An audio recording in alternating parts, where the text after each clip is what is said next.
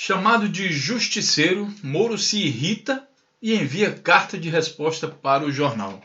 É isso mesmo. O juiz Sérgio Moro foi chamado de justiceiro, inclusive como justiceiro messiânico, conforme está dizendo aqui, no site Consultor Jurídico, um site sério, no dia 12 de outubro de 2016. Foi chamado de justiceiro messiânico por um jornalista da Folha de São Paulo, o físico Rogério César de Cerqueira Leite.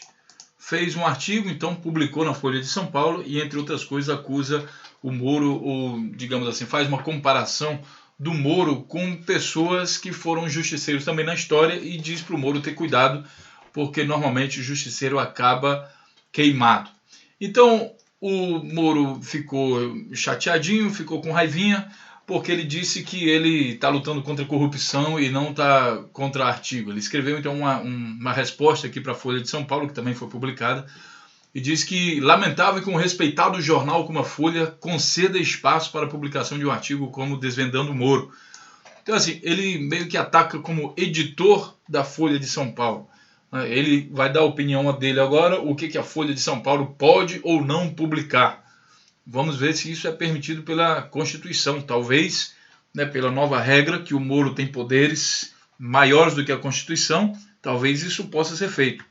Se você não sabe exatamente do que eu estou falando, então veja esse vídeo aqui, Sérgio Moro fora da lei, e você vai entender que os juízes do Supremo,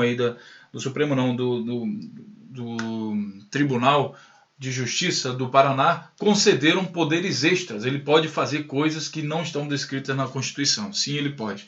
Quem sabe ele assumiu agora a função de editor da Folha para dizer agora o que pode ser publicado ou não.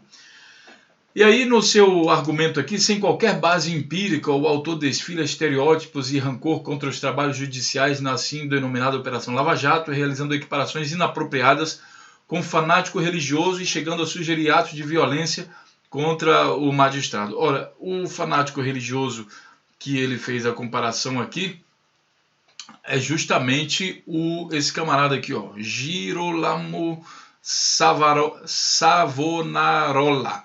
Esse camarada aqui, que foi aqui na 1452, ele resolveu incorporar o justiceiro e acabou com o carnaval e perseguiu a família Médici e fez uma série de abusos aí em nome da igreja, porque ele achava que ele tinha que construir a moral de toda a sociedade de Florença. Então dê uma olhada nesse link aqui para entender melhor. Bom, ele se diz meio que injustiçado. Imagina o Moro injustiçado. Ele acha que o camarada lá, o camarada que publicou o negócio, exagerou, e daí não deveria ter sido publicado isso. Aí os leitores, claro que escreveram alguma coisa aí dizendo que o Moro não deveria tomar esse tipo de atitude. O artigo que foi publicado aqui pelo Rogério César, ele está na Folha de São Paulo, vou deixar aqui o link para vocês, mas aqui está escrito conteúdo restrito a assinantes e cadastrados, que é esse conteúdo aqui do Desvendando o Moro. Vou deixar o link, mas mesmo assim o artigo também foi publicado aqui por esse site. O húngaro está lá, então está toda a publicação aqui. No final ele diz isso. Ou seja, em Roma, Savonarola foi queimado. Cuidado, Moro, o destino dos moralistas fanáticos é a fogueira. Só vai vos mercê sobreviver enquanto Lula e o PT estiverem vivos e atuantes. Ou seja, enquanto você e seus promotores forem úteis para a elite política brasileira, seja ela legitimamente aristocrática ou não. Bom, o Moro ficou chateado com isso, mas a gente vai refrescar aqui a cabeça do Moro e dizer para ele por que nós também acreditamos que ele está fazendo uma coisa como se comparável aí ao Savonarola. Nome complicado de falar, hein? A primeira coisa, pessoal, vamos dar alguns exemplos aqui. Sérgio Moro fora da lei. Primeiro que ele pode fazer coisas que não está previsto na Constituição. Isso aqui é fato. É um fato mesmo, entendeu? O Tribunal de Justiça permitiu ao Moro agir dessa forma. Ele pode criar novas leis. Tipo assim, amanheci hoje, vou criar uma lei e vou prender não sei quem. Ele pode, ele tem permissão para isso. Não precisa estar baseado na lei. Isso é incrível, mas é assim, veja um vídeo. O segundo é, Sérgio Moro não intima Cláudia Cruz porque não sabe onde ela mora. Bom, a Cláudia Cruz é a mulher do Eduardo Cunha, que desviou alguns milhões de dólares aí que deixou o dinheiro na Suíça. Ela participa também como cúmplice disso e sai gastando o dinheiro do povo, no caso o dinheiro da propina, sai gastando pela Europa com jantar caro, com não sei o que, um monte de coisa assim, sapato caro, blusa e tal. E o Moro até agora não conseguiu chamar nem ela para ser intimada. Em compensação, o Moro permitiu, foi feito um grampo da então presidente Dilma Rousseff conversando com o Lula, e a Constituição diz que é proibido divulgar grampo, por exemplo, gravações da presidente da República, é inconstitucional. No entanto, o que ele fez? Mandou para a Globo. É isso, ele pode fazer ali o que ele quiser, ele mandou para a Globo, inclusive foi por isso que ele foi julgado aqui, e depois deram a permissão de sim, ele pode fazer isso.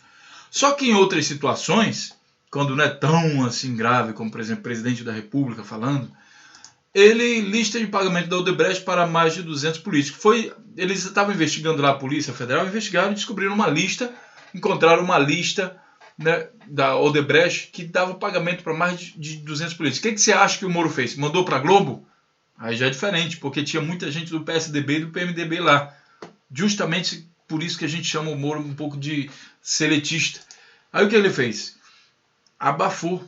Ele colocou sigilo sobre a lista. Aquela lista não poderia mais ser divulgada. Então, dessa vez, ele teve um comportamento diferente. Um negócio que seria interessante, para o povo conhecer e tal. Felizmente, essa lista vazou. E aí a gente conheceu. Soube que tem muita gente lá do PSDB, inclusive Aécio Neves, Cunha, essa turma do PMDB aí, que hoje está no poder. Enfim, aí o que o Moro faz? Ele abafa a lista. Outra coisa. Guido Mantega, ele teve uma suspeita do Guido Mantega e já mandou prender o cara. Teve que mandar soltar no mesmo dia porque ele tirou o cara lá da operação de câncer lá da mulher dele, no hospital. Ficou um negócio meio feio, depois mandou soltar. Bom, será que ele não sabia, o serviço de investigação não sabia que o cara estava no hospital? Em um caso mais recente, mesmo sem provas, o Sérgio Moro mandou prender Antônio Palocci.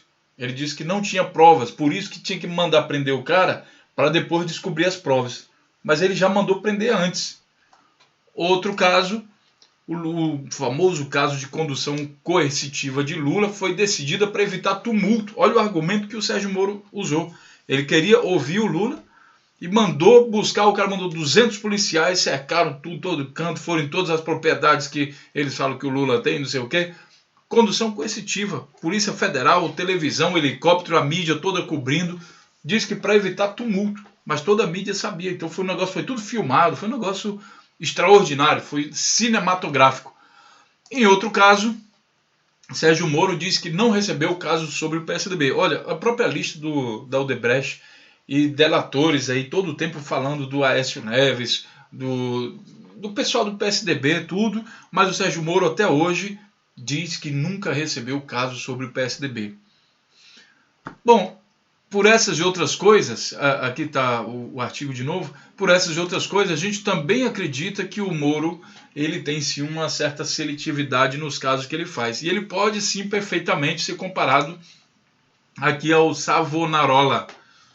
Perfeitamente. Vamos esperar, quem sabe ele mande uma cartinha aqui para a gente também. Seria um prazer receber uma carta do Moro, que a gente iria divulgar isso aqui para vocês.